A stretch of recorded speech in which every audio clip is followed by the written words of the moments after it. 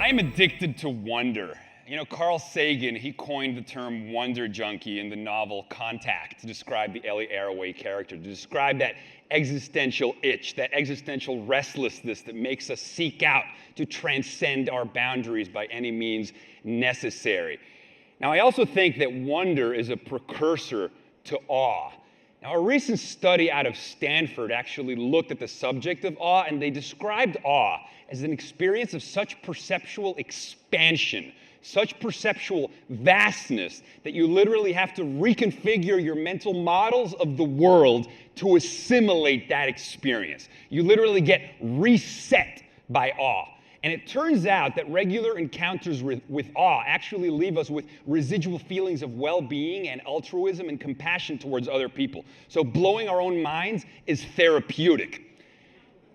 So how to create these contexts? How to summon these awe-like experiences? Well, you know, Tom Robbins says, you cannot manufacture imagination or wonderment, but what you can do is pull people so radically out of context that you force them to gawk in amazement at the ubiquitous everyday wonders they're culturally disposed to ignore. So again, how do we decondition our thinking? How do we transcend our cultural reality tunnels and our cultural operating systems and force ourselves to see the world anew, to transcend the been theres and the done that's of the adult mind and instead become the uncompromising child voyagers that can retain a child's eye view of what might be? So one of the things that puts me in a state of wonder and awe is technology, particularly the fact that technology evolves exponentially. Two of my heroes, Ray Kurzweil and Peter Diamandis, they founded Singularity University with the backing of Google, actually, to teach people to think exponentially. Now, the best way to very quickly get our linear brains to understand the implications of exponential progress is to use Ray Kurzweil's 30 steps example. He says if you take 30 linear steps, 1, 2, 3, 4, 5, by step 30, you get to 30. That's how our linear brains interpret the world. But when you take 30 exponential steps, you would go 2, 4, 8, 16. By step 30, you're at 1 billion. That's why your smartphone today is 1,000,000 times cheaper, 1,000,000 times smaller, and 1,000 times more powerful than what used to be a $60 million supercomputer that was half a building in size 40 years ago. So what used to be half a building now fits in your pocket. What currently fits in your pocket in the next 25 years will be the size of a blood cell, reverse engineering you from inside out. So the supercomputers of yesterday are now in everybody's hands. Now, how do we leverage these supercomputers to transform the world, right? As Peter Diamandis says, today, individuals, passionate individuals, can do what only governments and corporations could do a couple decades ago. So how to get this idea out there? How to infect people with this sense of possibility? So a year and a half ago, I started making a series of web shorts. I call them philosophical espresso shots. And they're basically psychedelic art films about futurism. And I use the word psychedelic here because the very root of the word psychedelic is to manifest the mind. And what is technology if not the manifestation of our dreams, right? The psychedelic dream of mind expansion has been literalized by our tools. Our smartphones are psychedelic tools through which we extend the boundaries of thought. So I started doing these films, and I want to show you one of these right now. And it's about the power of ideas to transform the world, because it all starts with memes. We graduated from genes. Now we're trading in memes. So let's play Radical Openness. You know, I love this idea of radical openness, the free exchange of information, the free flow of ideas, creating spaces in which ideas can have sex, as Matt Ridley talks about. And this is huge because it turns out that ideas are just as real as the neurons they inhabit, as James Gleick tells us. You know, a new kingdom rises above the biosphere. The denizens of this kingdom are ideas, because ideas have retained some of the properties of organisms, it turns out. They leap from brain to brain. They compete for the limited resources of our attention. They have infectivity. They have spreading power. They are what Richard Dawkins calls the new replicators, born from the primordial soup of human culture. Their vector of transmission is language and electronic communication.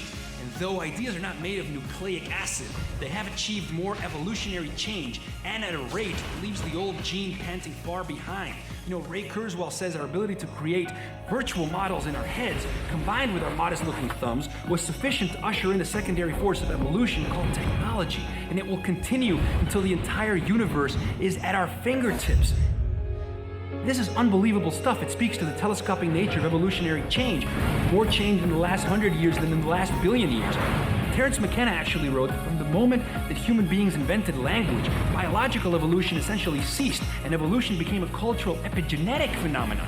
Now, we take in matter of low organization, we put it through our mental filters, and we extrude it in the form of space shuttles and iPhones. You know, the Imaginary Foundation tells us that what imagination does is it allows us to conceive of delightful future possibilities, pick the most amazing one, and pull the present forward to meet it. You know, imagine how impoverished this world would have been if we hadn't invented the technology of the oil painting in time for Van Gogh, or the technology of the musical instrument in time for Beethoven and Mozart to unfurl through it. You know, with the revolutions in biotechnology, nanotechnology, the free exchange of information is allowing us to conceive of radical new things. Freeman Dyson says, in the future, new generation of artists will be writing genomes with the fluency that Blake and Byron wrote verses. What is great in man, said Nietzsche, is that he is a bridge and not an end. You know, we're on a trajectory smack in the middle between the born and the made, wrote Kevin Kelly. And so radical openness, it's huge. It's a universe of possibility. It's gray infused by color. It's the invisible revealed. It's the mundane blown away by awe. We need to cultivate radical openness as a way of participating and accelerating evolution. Wow. Thank you. Thank you so much.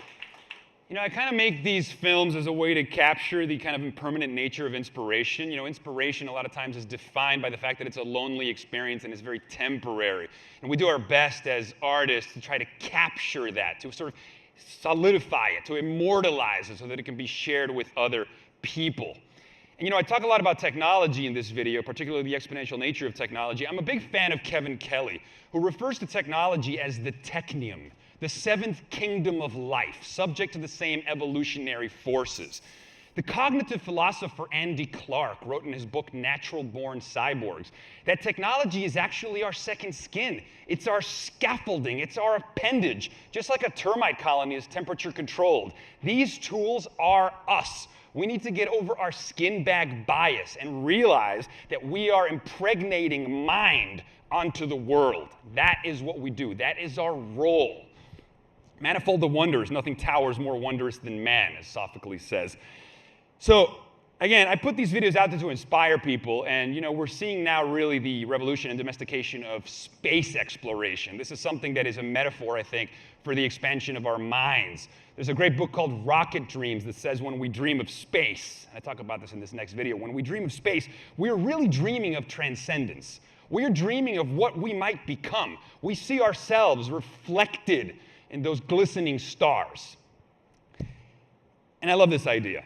So I want to leave you with a video on that metaphor, that notion that when we expand outwards, we're really expanding inwards. So let's play Space.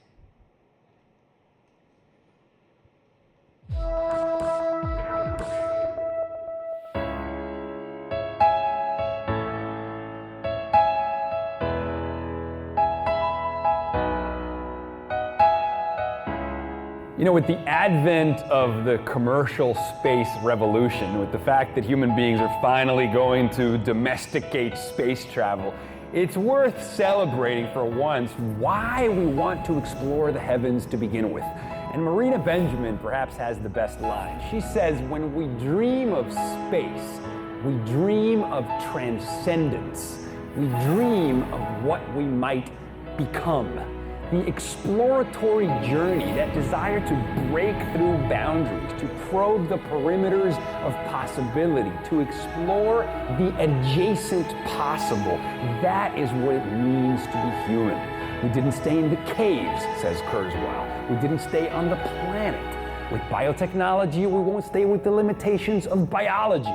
In fact, today, by leveraging exponentially emerging technologies, we're going to have computers trillions of times more powerful, navigating spaceships that are millions of times cheaper, taking us to space. Richard Branson's Virgin Galactic is going to take artists into space. What's going to happen when poets and artists look down upon the earth? What new reflections that will uplift the human spirit, that will thrust human consciousness towards the numinous might transpire when we keep pushing beyond all limits when we get to Kubrick's Beyond the Infinite, the place where dreams are born through the wormhole down the rabbit hole. It's glorious. It's what Neil deGrasse Tyson says. Doing what's never been done before is intellectually seductive, whether or not we deem it practical. It's what we do. It's what makes us cosmic heroes, cosmic revolutionaries, not stooges conscripted to advance a natural order that kills everyone. So let us go forth.